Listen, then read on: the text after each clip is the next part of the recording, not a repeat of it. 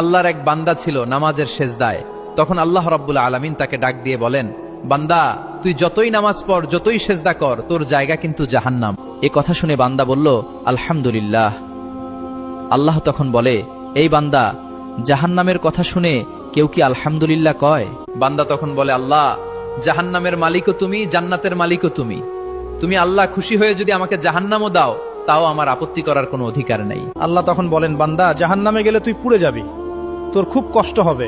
বান্দা তখন বলতেছে, আল্লাহ, কষ্ট শুধু আমার হবে না, তোমারও হবে। আল্লাহ তখন বলতেছেন, বান্দা তুই পুড়বি জাহান্নামের আগুনে, আমার কষ্ট হবে কেন? বান্দা তখন বলে, আল্লাহ, কোনো মায়ের কোল থেকে যদি কোনো বাচ্চা পানিতে পড়ে যায়, তাহলে কোন মা দূরে দাঁড়িয়ে থাকতে পারে না, দৌড়ে গিয়ে বাচ্চাকে কোলে নেয়।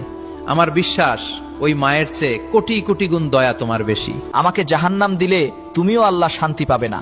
আল্লাহ তখন বলে, বান্দা, এই দলিল তুই কই পাইলি?